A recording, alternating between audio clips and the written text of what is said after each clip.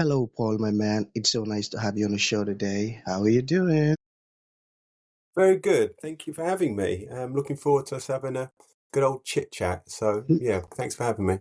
Beautiful, beautiful. And thank you so very much for being here, you see. And oftentimes, my man, I love to thank my guests for two things. And I do this so often to the point where it has become my anthem. Sorry.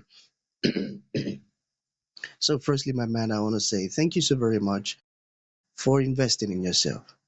You see, you are on this platform right now because you did invest that in yourself. And oftentimes, Paul, I love to make reference to the amazing mango tree.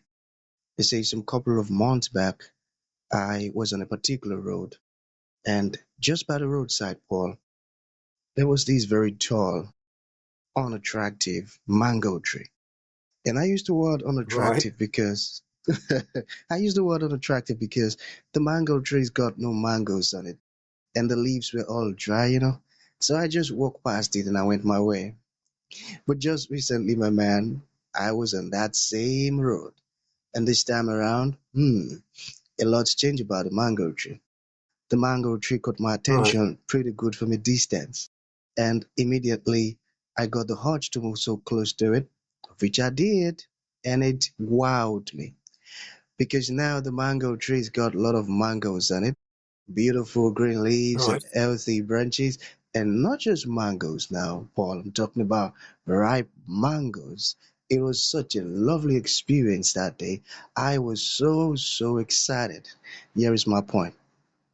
The fact that you dedicated your time, energy, and resources to becoming the amazing Paul that you are today, that alone has made it really impossible for me to skip you. And that's why you got the request from me to be on the show because I was attracted to the fruit of all that you're doing. Your philosophies, your insight, your journey, the way you're offering your solutions, the impact your work is having. It's so beautiful. And just before I sent you that request, my man, I said to myself, I've got to benefit from these beautiful things Paul is doing. And not only me now, but even with the audience. And here we are today with the amazing Paul. So thank you so very much for doing that yourself. And secondly, thank you for saying yes to the invite. Because if you had said nope, there was nothing Elisha could do about it. Thanks so much, my man. Well, thanks for having me. And I'm interested in story about the mangoes. In fact, it's funny because I do love mangoes. My son loves mangoes. That's I quite an love that. interesting thing. But yeah. But yeah, no, thanks for having me. It's been an interesting journey I've been on, and certainly I've had a few insights on my journey from many experiences. So, yeah, I'm like looking to share it with you guys for Beautiful, sure. beautiful, my man. So let's get started. You see, I'm quite excited to have you on the show today, Paul, for some reasons. Firstly, my interest in knowledge seeking. I believe in order for one to transition from a terrible situation to that of a beautiful one, Paul, I believe it takes the application of knowledge, quality information. And you see, my man, ever since I realized that light in the Hebrew means knowledge and darkness ignorance, I've been so keen to knowledge seeking because I do not want to remain in the dark. So that's going to make our conversation today very important to me and even to the listeners. And the second reason why I'm excited to have the amazing Paul on the show is for the sake of the audience. You see, my man, we live in an age where information is as abundant as grains of sand. We've got a lot of information flying out there. So these folks trust me for quality, eye-opening, and very important information, of which I am totally convinced, my man, that our conversation is going to be insightful and impactful. So, for that reason, Paul, let's get started with your introduction. Talk to us about your personal or your professional journey, because right now we are so curious. We want to know how Paul got here. Then, afterwards, I've gotten some beautiful questions for you. Okay, my man, over Okay. to you. Well, I'm going to microwave this because there's quite a lot in my life that's gone on. I was born in 1966, and that's when England, actually famous year for if you're English because it's the only time England won the World Cup. So I was born in 1966. I had a very unusual introduction to the world because my mother was married to a Chinese man called Mr. Wu. and she had an affair with my father, who was a Ghanaian chauffeur driver. Got pregnant. I think I imagine obviously it was quite stressful, but she was assuming it was going to be Mr. Wu's child. She was white from East London. He was Chinese and white. Obviously, I've popped out clearly not white, and it took a few days, and then he realised it wasn't his child, so he gave her an ultimatum, and I was put up for care. Now, I think the universe must have intervened at that time, because I was about 3 weeks in, I was put into professional foster carers, that the Harringtons, who became my family, and my mother had already had my foster mother. Really, I call her my mother because I don't know anyone else. And when I close my eyes, I think of one person, Dinah Harrington. That was my mother, and she would have 3 of her own children. Then she had another 3 children. So I had 3 brothers, 3 sisters, 3 older, 3 younger. But it was a very unusual. I could say it's like a bit of an experiment, because all my brothers and sisters were white, and my parents didn't plan to have a black child. So I was in this family, and I'd never really understood racism. I didn't understand racism. This is in Essex and East London. So this is in the 60s and 70s, very, very long time ago. And in those days, English TV was pretty brutal, because you'd have things like Upstairs Down at Till Death Does Us Apart. Till Death Does Us Apart. It was a guy called Alf Garnett, and he used to use racist slurs. You had black and white minstrels, which were basically black people, black and white minstrels, white people in blackface, and it was kind of accepted. I only started experiencing it, and I'm microwaving this as quickly as I can because there's quite a lot that's gone on. When I went to a Catholic school, and I was only one other black girl in the school, and that's when we were getting called names, and I didn't understand the names, but the kids were calling us names because they were picking up these racist names from TV, which was accepted. And my parents hated it; they didn't like it at all. But things got a little bit tougher when I got older, and I started went up to a senior school. So there's things called skinheads came out then, and so there was racism got a little bit tougher. Fortunately, I had 2 older brothers, and anybody who's got older brothers will know, you end up having a rough and tumble, and that was a good thing for me, having older brothers, because they toughened me up. So I had a pretty tough time at school, until eventually I got, that was just how it was in that time. But I got involved in football. I was involved in a lot of football violence and football hooliganism. Just really just got into that whole gang culture. And I felt sort of part of a tribe. But what happened after that in London in those days? There was a massive thing. Margaret Thatcher was the prime minister at the time, and there was a massive thing about this football violence. And then there was this whole scene that came through, and a rave scene, and which basically was a drug called ecstasy, and that swept through the whole of the UK. So I've got very, very much into that scene, and I was just really just that. I love that. I mean, it was just an amazing time. That it was like mass hysteria, the whole of the UK. And do you know what it did? It wiped out. It's the weirdest thing, because the whole thing in those days, you got to understand, there was only 3 channels. You had BBC One, BBC Two, BBC Three. Look at us now. We're on WhatsApps. We've got internet. There was none of that. We had 3 channels. There was no phone. So you're lucky if someone rang and you even got the message, because the phone would ring. One of your brothers would pick it up. They'd never pass the message. So we'd all saw the same things. Everybody, the papers were saying about this acid house. You should have nothing to do with it. It's the devil. But kids, we were young lads, and so everybody wanted to do it. So the rave scene came in, and I was very much involved in that. And then when I sort of come into my 30s, I knuckled down and started working, and I became an estate agent for a little while. It's funny you use the word mangoes, because it's such an interesting world it is, because I started working in property. I started working with this guy called Shabir, and we drove to Afghanistan. I drove as far as Turkey, because he was Pakistani. He said, we can't go as far into Afghanistan. But we were selling minibus parts and Land Cruisers, and we were trading them, funny enough, and we got a pallet of mangoes. It's just weird you mentioned the thing mangoes. And we got a pallet of mangoes, and we brought them back into the UK. But we weren't very smart. We put them in an office, and the air conditioning in the office couldn't refrigerate the mangoes went off. But it's interesting you mentioned mangoes because I have that mango story. Awesome, my man. I tell you, oh man, that's profound and that's a very Yeah. interesting journey. And you see, all I've got to say is you're amazing. The beautiful stuff that you're doing. Nah, nah, nah. Your journey is really inspiring, and I feel like a lot of people needs to hear your story. So I've got some questions. All right. So let's get personal a bit. Okay. How did your close friend betray you? Who was that? Well, it's ongoing still now. I got involved in.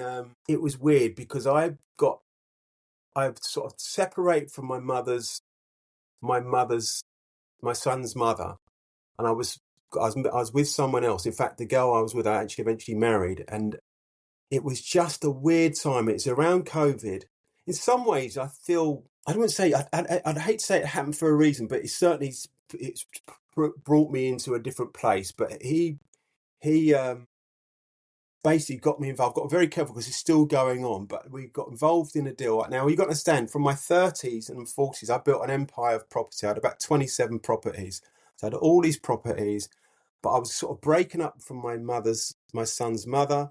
I've got this new girl, and I didn't navigate, and I'll be very honest, I didn't navigate my exit from a relationship very well. I was probably a bit of a coward, to be honest with you. I didn't exit, and I've learned to accept, take control of your wrongdoings as well as your right doings, and this was something I didn't do very particularly well. But he was a close friend, and he got involved, and he got me involved in his project. And like I said, it's ongoing still now. We're still ongoing. It's been on for over 6 years. But basically, it was a bit like a virus before the virus, and there was embezzlement, and there was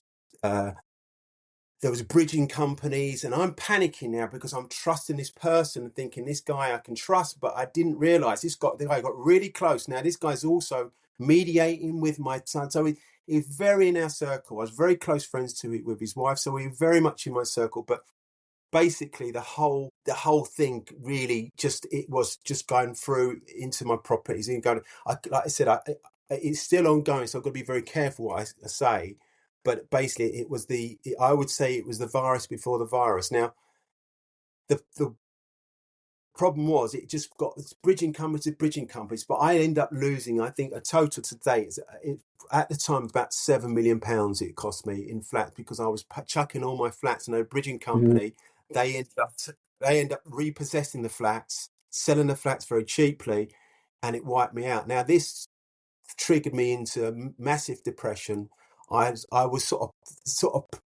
I had problems with cocaine, so it was a drug I had problems with for a while, and this sort of spiraled out of control, and I was probably self-medicating, and things got quite dark because my houses were getting repossessed, my business was falling apart, my friend who I thought was a friend betrayed was not the person I was. But I tell you one thing, and I tell anybody who can listen to, when you're playing with that devil's powder, you will attract the dark. You will attract the two-headed serpent. They come as friend, they are foe. So that was the thing. I think when I look back now, because I've got a different energy now, and I think when you're in that place, your energy's off, your frequency off.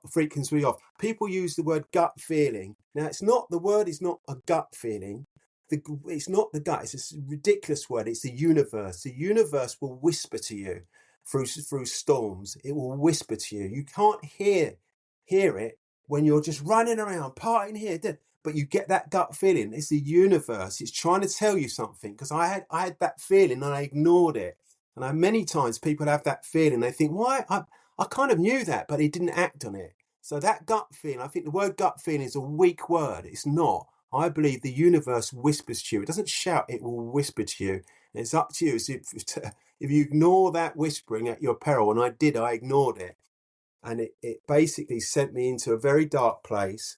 I became quite medicating with a little bit, not a lot with cocaine, to the stage where with anybody who's got substance abuse will know that when you take cocaine, you have these come downs which are really awful. So you have a come down anyway. But when you're suffering from depression, and I think, well, it's no question, my wife, when the money had gone, she'd gone. So my wife had done the off. I've gone to court with my son's mother. and I'm now going to court with the bridging companies and all this stuff. So it's all coming. And I've done £280,000 on family court. I've got flats now getting repossessed. The bridging companies are taking the flat. And it was a supernova. And this was the middle of COVID. So I'm in my house in Camden, which was getting repossessed. And do you know what?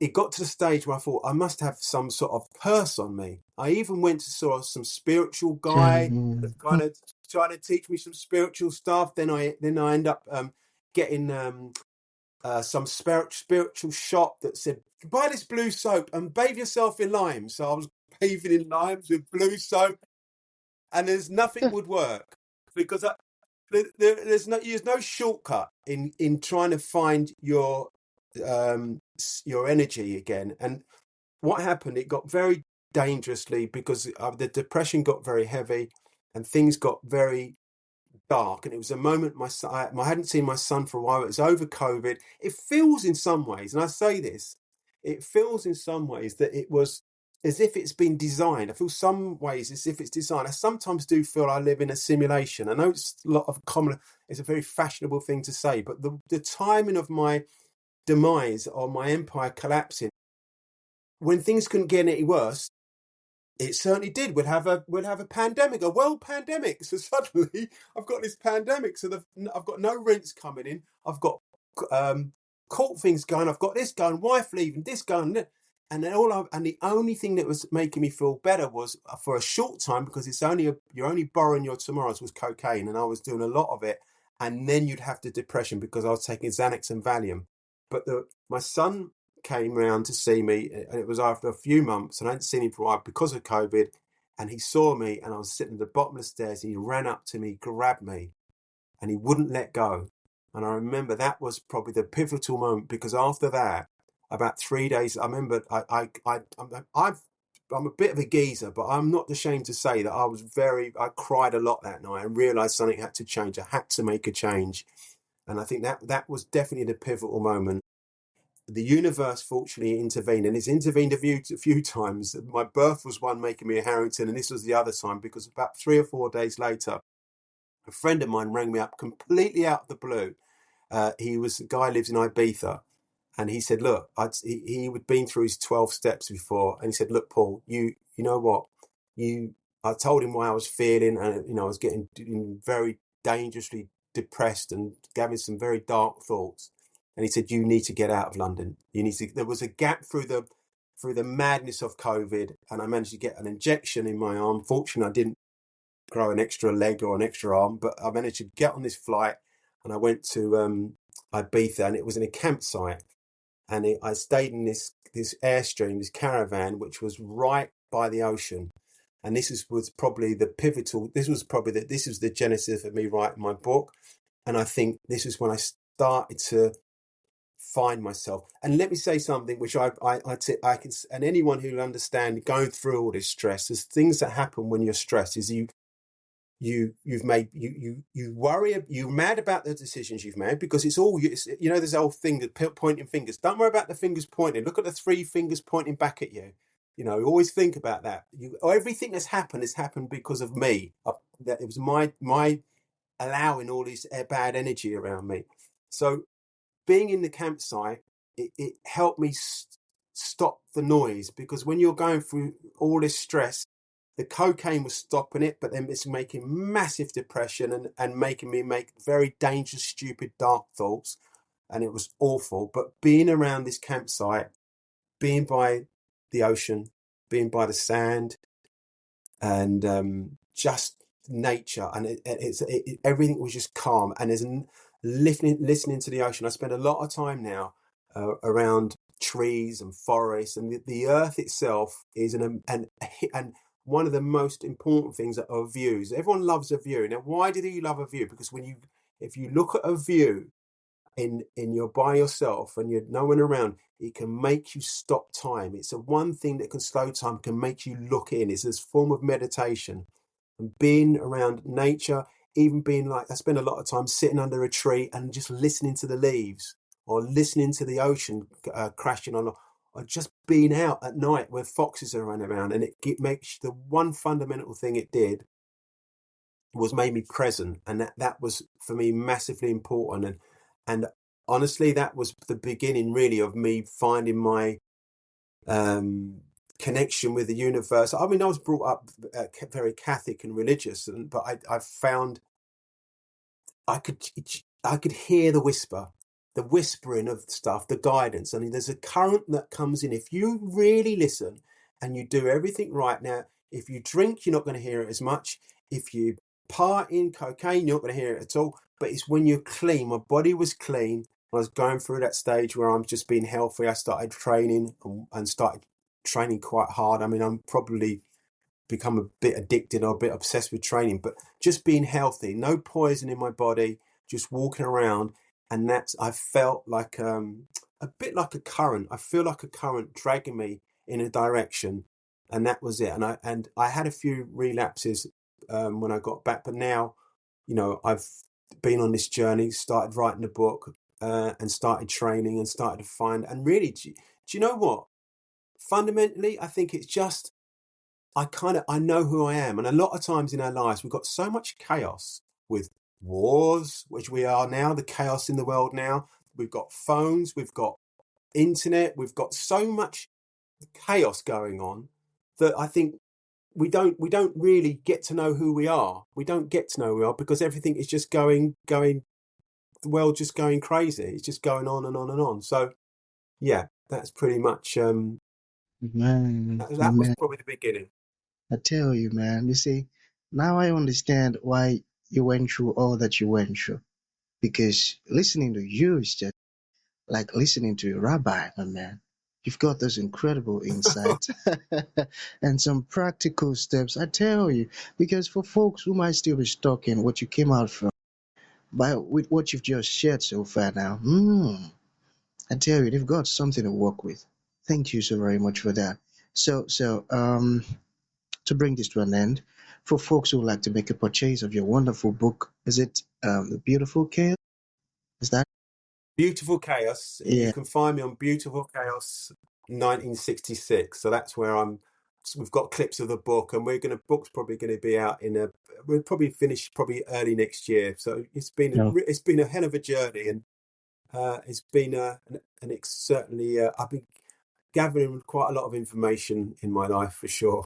Beautiful. So, what about folks who would like to reach out to you or learn more about everything we've discussed, your story, and the beautiful stuff you're doing? How can that be possible? You can get me on Instagram, which is Beautiful Chaos 1966. And there'll be most of we've got sort of clips of other podcasts we've done and also bits of the book, and also there's lots of pictures of stuff going through my journey. We've got pictures of the journey because my dad actually used to drive us mad as a kid, but he would not stop taking pictures. So we've got pictures of me growing up with my brothers and sisters, and also me in my raving days. There's some dark pictures because I used to take pictures of myself after my cocaine benders to try and convince myself not to do it again, to say, look what you're doing to yourself. So some of it's dark, some of it's, quite serious. But, I just think when anybody's going for anything, one thing I learned is your story. If you have something which is bad and you've come through it, then you have amazing amounts of field knowledge. It's knowledge you get. You don't get knowledge from being happy and partying. I've gained a lot more knowledge being in the trenches and in the darkness. And if you can come out of it, it's a massive amount of wisdom. It's like a massive amounts of wisdom you've got. And I feel that's what's happened. Exactly. That's so true. You've really blessed me today, I tell you. Thank you so very much for sharing that. So, that's going to be the end of the show, my man. Thank you for coming and thank you for sharing this incredible stuff with us. Thank It you for means a having whole me. lot. Thanks, man. Thanks for having me. It's been a pleasure. Thank you.